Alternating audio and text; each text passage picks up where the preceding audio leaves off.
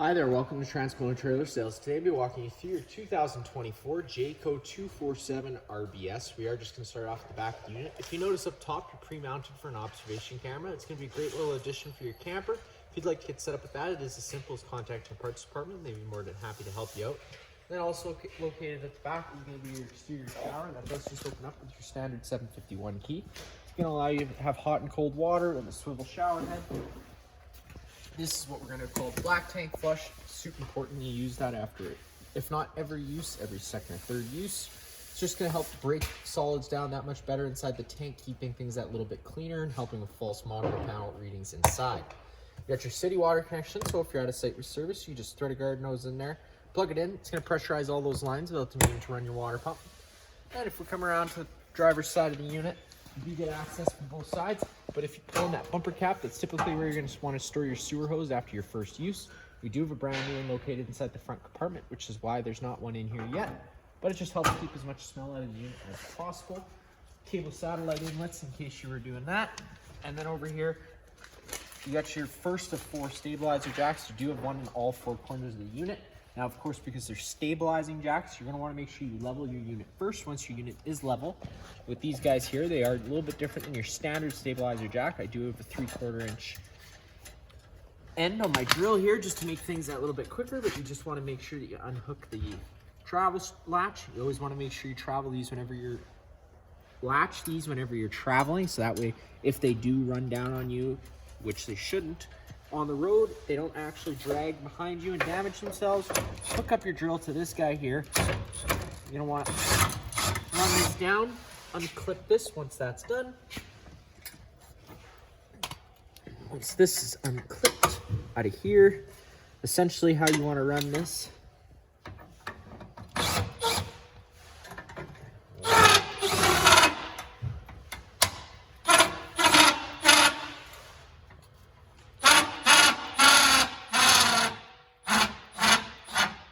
Right there is how you would want to set it, with this as close to 90 degrees as possible. With it locked into place, it's then going to be able to stabilize the unit. And if you want to reverse that, you just have to unhook this here, stretch this guy in, allow that back into the hole it came out of, and draw back up. And then of course just making sure that you do up that safety chain before you start traveling again.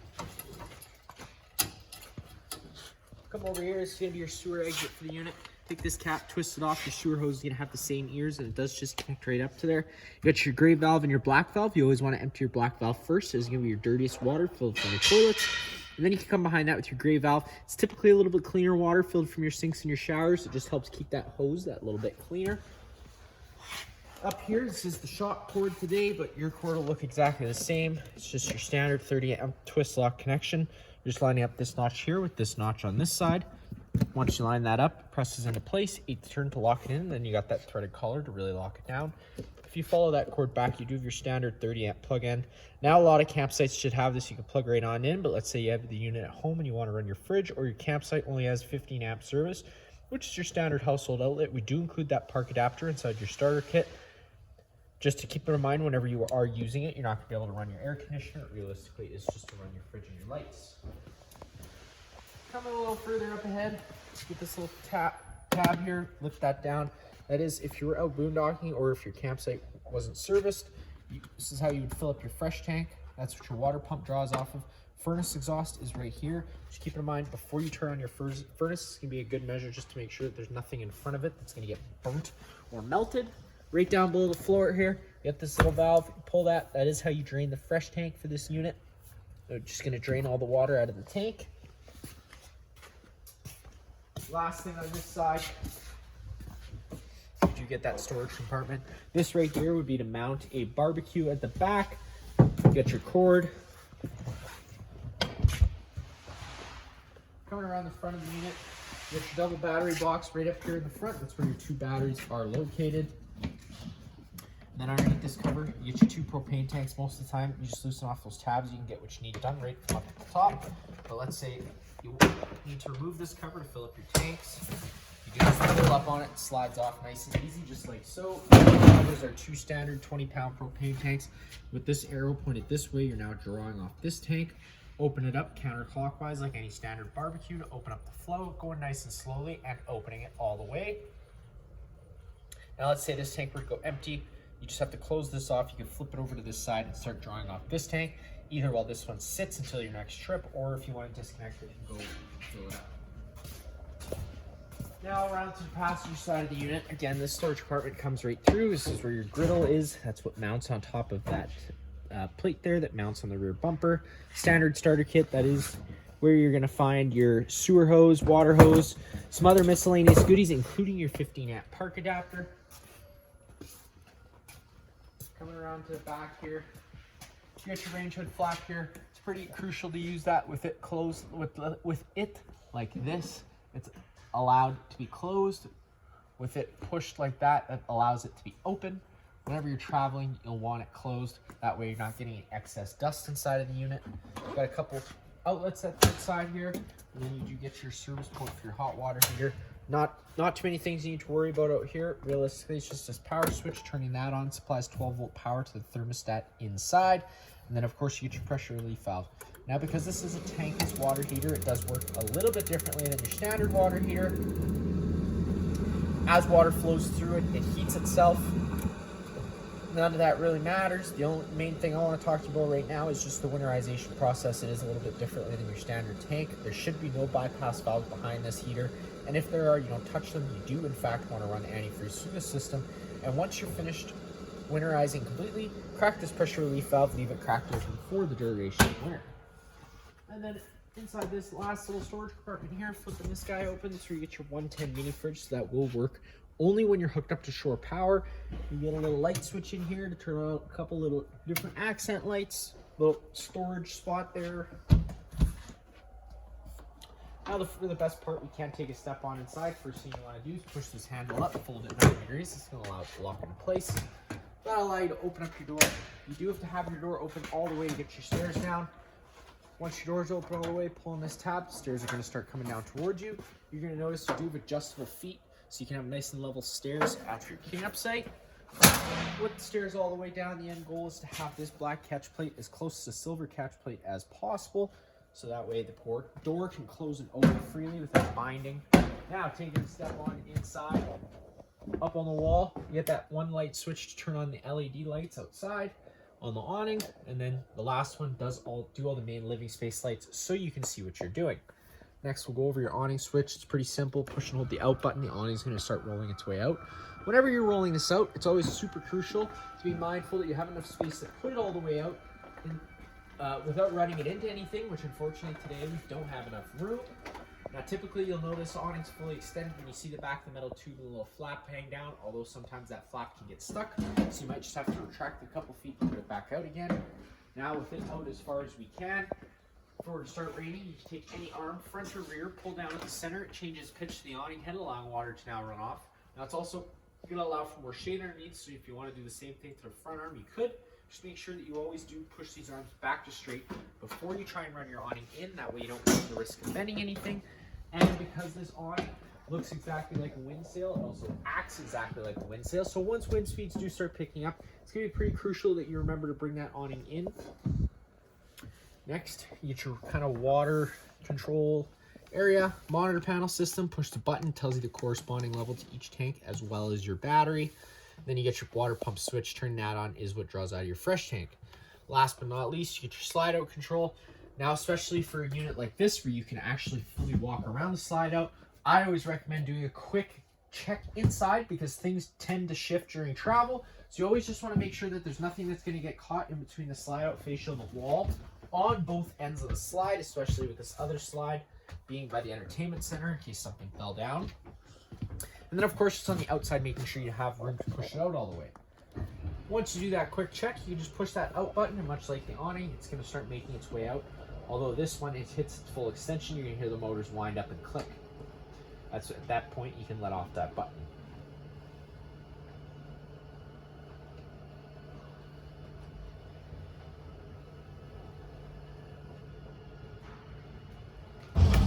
And you heard the clicking, so you know that's full extension. You got your fire extinguisher right down there on the left. It's just like home, pull the pin and shoot, because this unit is also equipped with propane.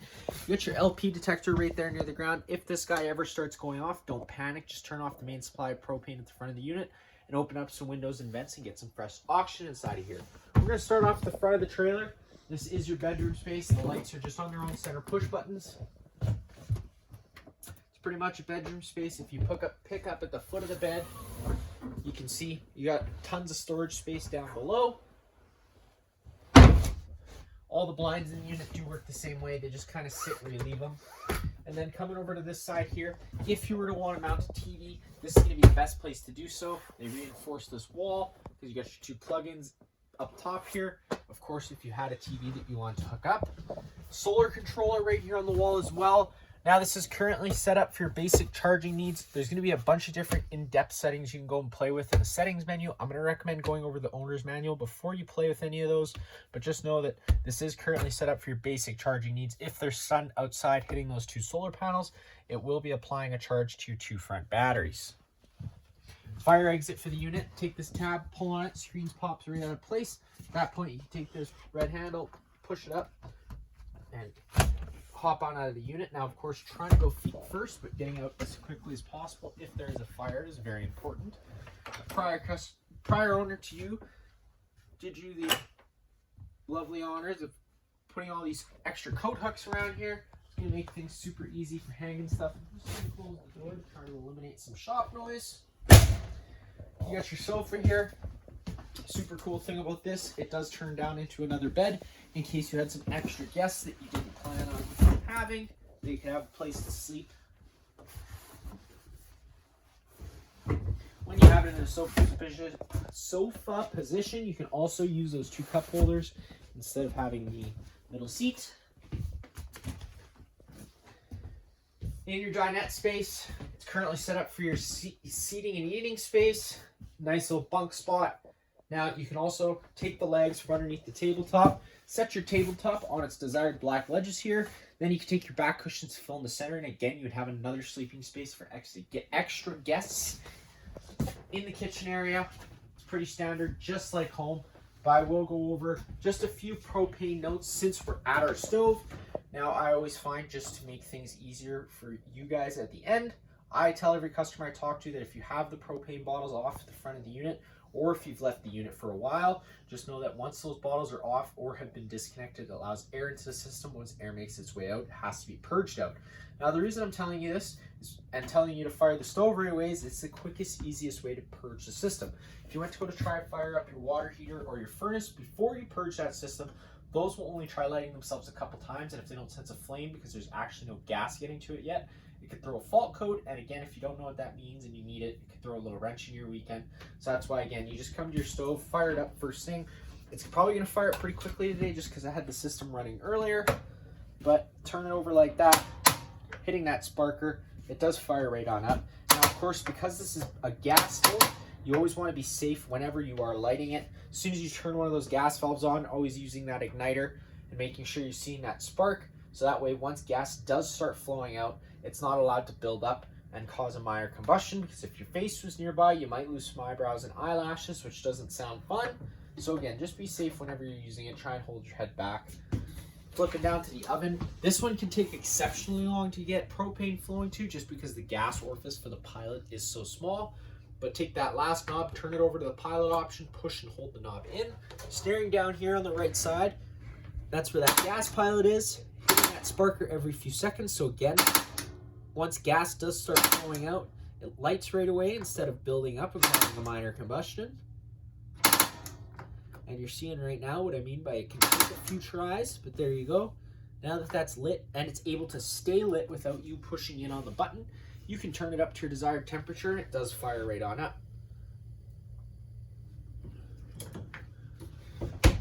Now, right beside that, you do get your fridge. Again, it is 12 volts, so it'll work while you're driving as long as you're plugged in or have battery power. 7 is going to be the coldest option. Number 1 is going to be the warmest option. 0 is off. Whenever you have run your fridge and freezer for a while, especially over a weekend, When you go to park the trailer, especially if you're leaving it for a while and the fridge has been on, it's always a good idea to leave these fridge doors open and allow it time to cool down properly, because it does build up condensation. So again, stuffing some towels in there will also definitely help. Just helps prevent mold and mildew from growing and building up. Your entertainment center, again, it's pretty much just like home, minus the fact down below you got your sound system. Zone 1 is interior speakers, zone 2 is exterior speakers. If you notice over here, you get your coax outlet. There's this little black button. It might be hard to see in the video, but it turns this green light on. Whenever you're turning that on, it does turn the antenna on in the roof. Now that's also going to improve radio frequency and cell phone frequency. So whenever you're using the camper, we always recommend leaving it on, but try and remember to turn it off whenever you're not using it, so that way you're not drawing any excess battery power. Now on the wall here, you get your thermostat. This controls both the furnace and the air conditioner for the unit. The furnace is its own entity. It runs off propane, so again, making sure the system's purged before you try and fire it, it'll make things a lot easier for you, and it moves all its air through the floor portals you have throughout the unit. The air conditioner, which runs off electricity, does require 30 amp service, otherwise it'll probably trip the breaker on your house side of things, and it moves all its air through the ceiling ducting you have throughout. But you do have two options. You can either close these louvers and use the ceiling ducting, or open. That wasn't supposed to happen. It's not broken, I swear. This will make for an interesting video. You guys are probably laughing right now. I promise I'll clip that back in place, but if you close those louvers, that allows you to use the ceiling ducting and opening them. Opening them creates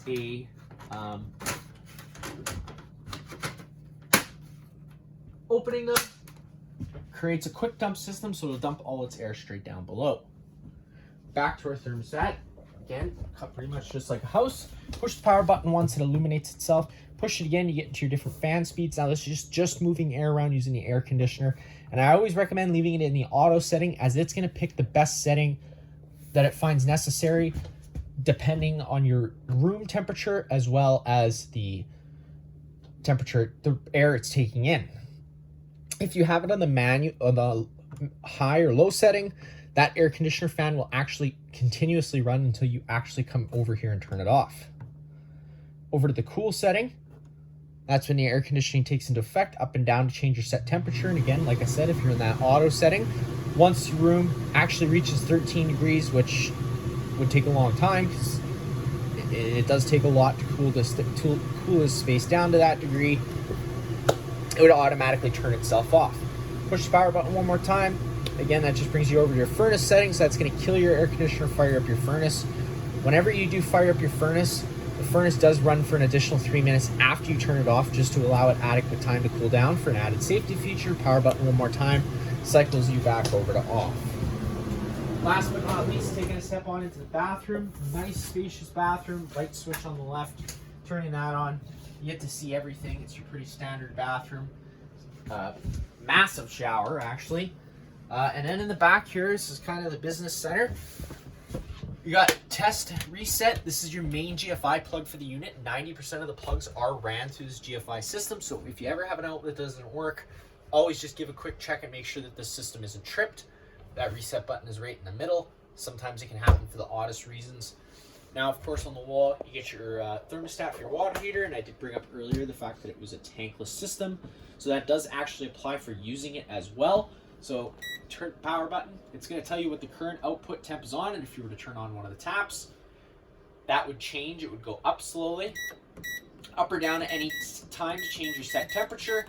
And how you want to set that temperature is where you find the water the most comfortable with just the hot on. You don't want to have to blend in the cold at all, because that changes the flow of the water, which the water heater can't, sorry, having a bad English day. The water heater can't make that change, so that's going to allow for cold spots in between and just not a good temperature.